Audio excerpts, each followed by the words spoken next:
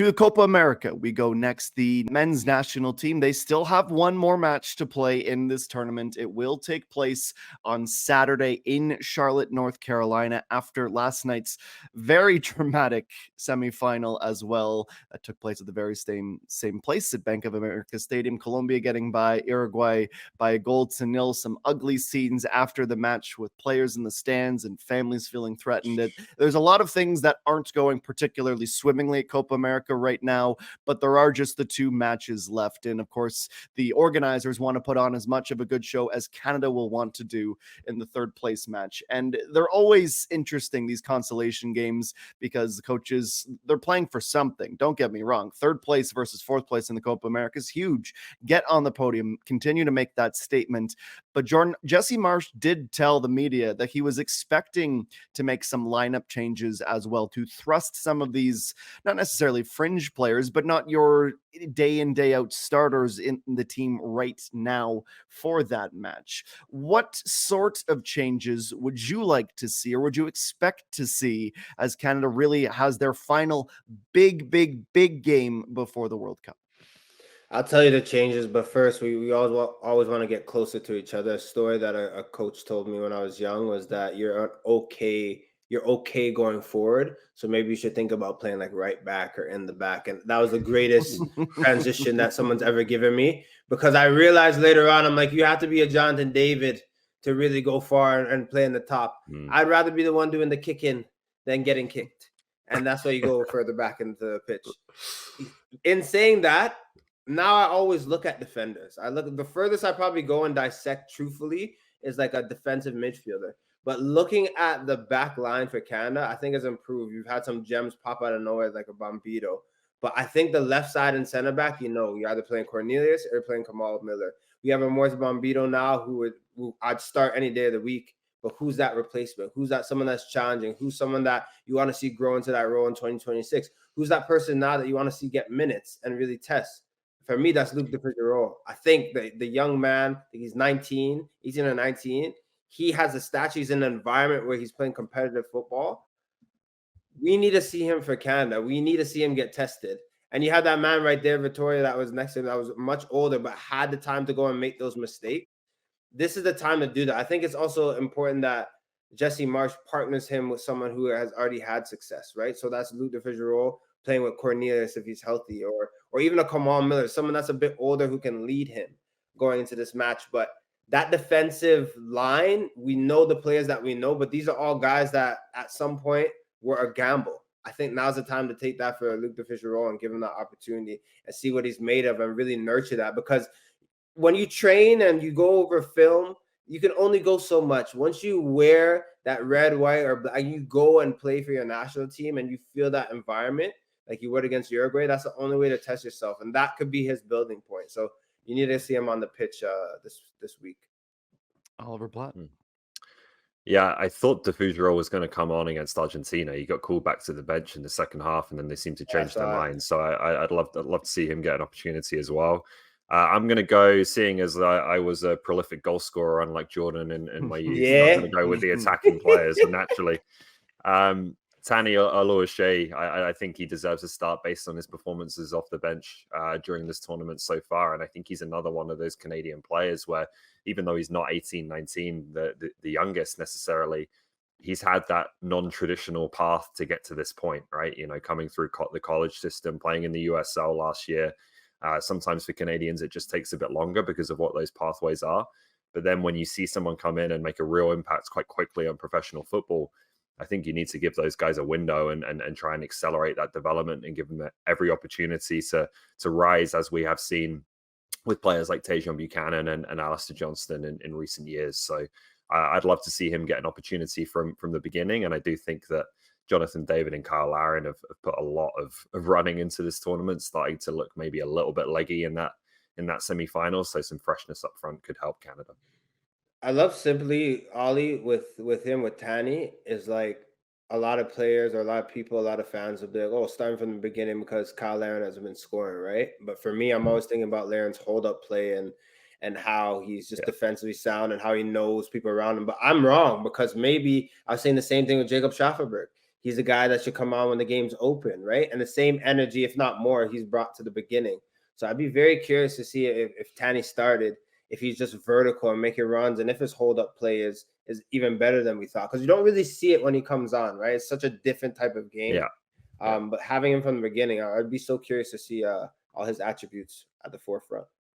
Quick shout, A, because he's been playing incredibly well for club and because he's an energy guy, and B, and probably more importantly, because his parents were so lovely to Ollie and I last night. Mathieu Chouanier, I want to see him go from the opening whistle. He did well. And show that he can continue to do that and do that for a longer period for the Maple Leaf.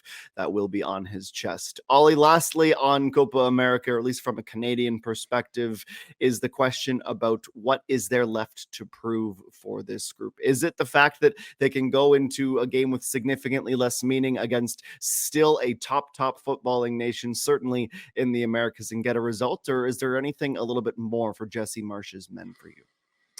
I don't know how much you're going to be able to read into this one. Maybe it was just the kind of, heat of the moment and the disappointment of going out in the semifinals. But Jesse Marsh post game was kind of not super enthusiastic about, I don't think, about the prospects of a third place playoff. And I think he's going to use it more as an opportunity, as we've talked about, to give some different players a look. But I think not just in this game, but longer term, the big question that this team comes out of this tournament with in terms of how they can improve and need to improve is they need to start scoring goals that aren't just transition moments, right? And that's something that I think certainly predates Marsh's time in charge.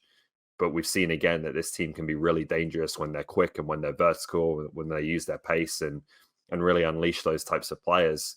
But they are still struggling to carve out chances and score when they're in a bit more of a longer possession and they have to, create patterns, knock the ball around, find spaces and unlock a defense. So that I think will be the big question to watch going forward with this team. Well, let's just be honest. Jesse Marsh is probably just annoyed that he has a plan on Sunday, and that's to go to beautiful Hamilton, Ontario, and take in a Canadian Premier League match. And now he has less time to get home and unwind before doing so. Let's talk about his compatriot and a man who is now on the unemployment line. That is Greg Berhalter. And the news of his what seemed like inevitable sacking, if you looked anywhere on American football Twitter, listen to some of the media coverage down there. There were a lot of people calling for his head even before he was hired for a second time. But he is out of a job. The Americans will have a new coach leading them forward.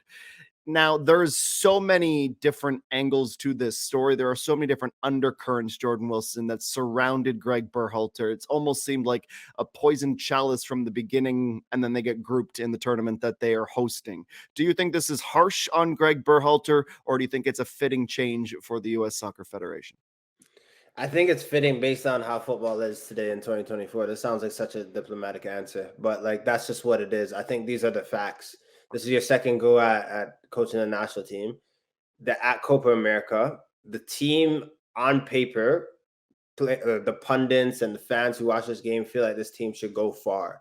But definitely when you host a tournament in America and you don't make it out of a group that in the beginning of this all, on paper, I thought they would make it out of, and I think they should have made it out of, then you know what could happen. Like, Ollie, you know this. Nowadays, Jenko, you know it too. If a team is not performing, they are not going in and looking at players and saying, we need to bring in a bunch of new players because these guys aren't it. What they're doing is saying, how is this manager not getting the most out of this team? I think also for Greg Berhalter, it's a situation where you had your first go at it. It didn't work out. You were brought back in to make a difference, to really be like, you know what, we can give you another try. If at that point it doesn't work, think about, we don't need to go down memory lane, but think about any person that you've been with and you had a relationship and you try number two. You gotta be switched on. You cannot come into that and making the same mistakes as one, because then it almost magnifies. So I think it's good enough. Look, this is not about the human. This is just about him at his job. I think it's good enough to be sacked based on how poorly the U.S. were. I don't think they were poor in their game, but in terms of result, which is what matters, I think they were poor. Ollie. They haven't got better since the World Cup, as far as I can see, and this is obviously a critical time for this team to be doing just that. I think Berhalter, leading into Qatar, did lay a good foundation for this team and one that will stand them in good stead going forwards. I think now, though, it just all seems to be a little too comfortable. I think this team needs maybe someone from the outsides. It could be a bigger name. I think that's certainly the way a lot of people will want them to go, to come in and really challenge this group and shake things up a little bit and push them to be what I think they can be, which is, a good knockout team at the World Cup in 2026 on home soil. So I question whether US soccer will go that way. I think it's much more likely that they get another Greg Berhalter, someone who is kind of familiar with the US system and, willing to kind of get along with everyone and fit that role a bit more. I don't think that's the direction they should go in, but we'll see in the coming weeks what they decide to do. It's a very, very, very touchy subject, but I think there are also still a lot of American supporters celebrating today. Unfortunate for Greg Berhalter, but it's a new chapter for the U.S. men's national team. Our Tony Bet top picks are next.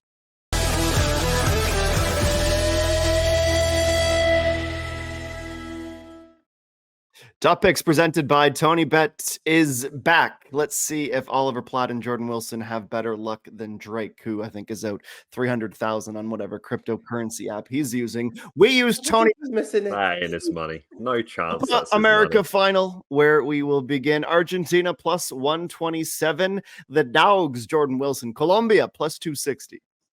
Oh, I like Colombia, but this has Argentina written all over it. This is Messi's time. It's hard to see them not being victors at the end of this, even though Colombia can ball. Oliver Platt? Yeah, I mean, there's obviously a chance of penalties or extra time in penalties in this case, but I'm going to back Argentina on the money line in 90 minutes. I think they're that good as Colombia has been. I think Argentina is going to win 3 in a row. Plus 204 if you do think it's going to go the distance, which I do. I'll play along today. There's only 3 of us. The Euro final, Ollie, I know you hate betting on or against England. They're plus 254 to beat the Spanish at plus 141. Spain have been the best team in the tournament. We will back Spain. Oh! That's all I'm saying on the subject. Pragmatic. Jordan Wilson. It's coming home. Anyone who knows me and heard me ramble, I've said this in the round of 16. It is coming home. And it is going to be so great talking to all these England Jordan's fans on a hot streak. Jordan's on a hot streak. Ollie is going to be incredibly stressed. Don't text him on Saturday. Women's national team, Canada, Uruguay, and yes, England and Spain. That's it for us today. Back in a few days for more on One Soccer.